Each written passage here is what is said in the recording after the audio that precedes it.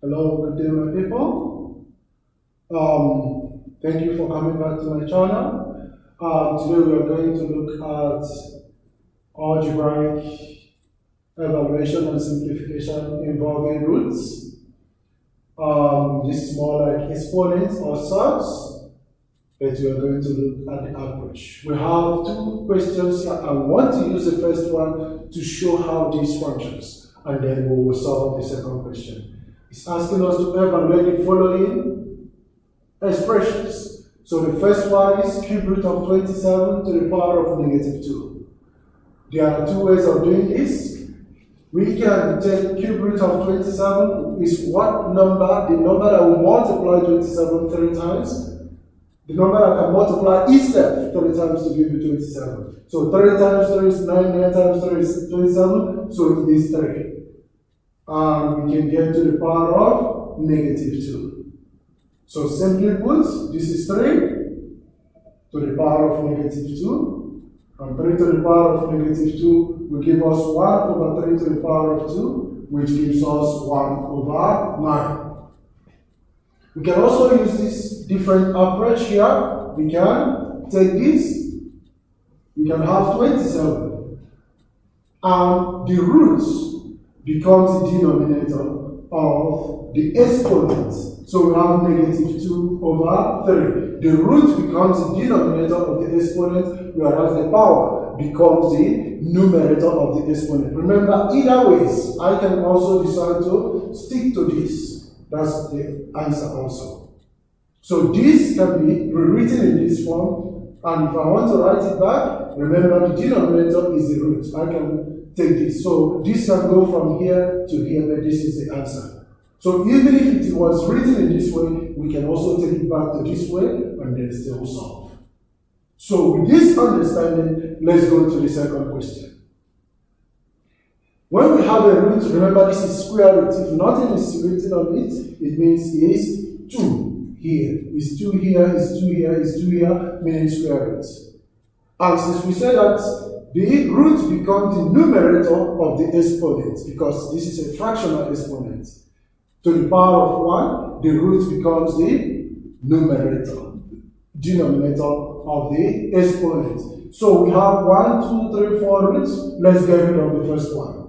So if we have 1, 2, 3. To get rid of the first one, we have 2 to the power of 1 over 2. 2 to the power of 1 over 2, getting rid of the first one. Now, to get rid of the second one is still half. So, we can also go again, 1, 2. We have 1, 2, 3, 4. Now we have 1, 2, 3. So, if we want to take out 1, we also multiply what we have already with a half. So, the half here plus the half that we got from the root, half times half will give us 1 over 4. So we are left with 2 roots. Against 3, we're 2 to the power of 1 over 4 here. So this going forward, we can also take this, and we can call this, if we multiply again, so we have 1. So if you want to get rid of the second to the last, we multiply by half because it's also square root. If it was a cube root, we multiply by a 1 over 3, the exponent by 1 over 3 because it's a fractional exponent. So we have 1 left, and we have 2 to the power of 1 over 4, but multiply by a half that represents the other roots. So we have, what we have left here is root of 2 to the power of 1 over 4 times half is 1 over 8. Remember, we have that this is all to the power of 48.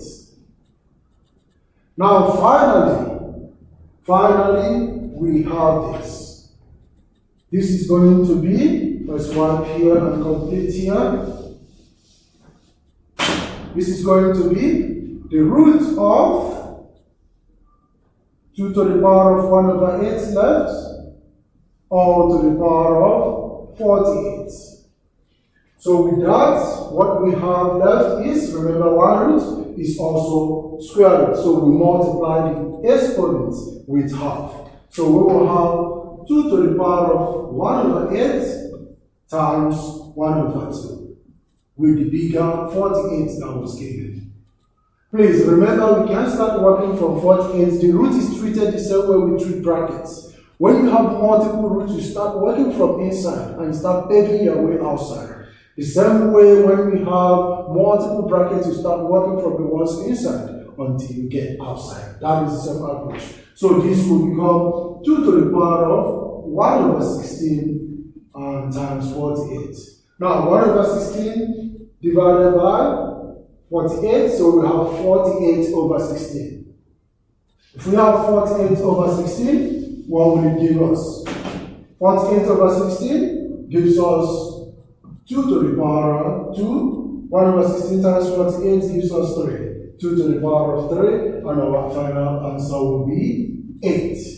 So this is how it is tedious. We have to go step after step, step after step, especially when you are asked to resolve this without using a calculator. You need to show all the steps and what happened, and this is how you resolve this type of expressions.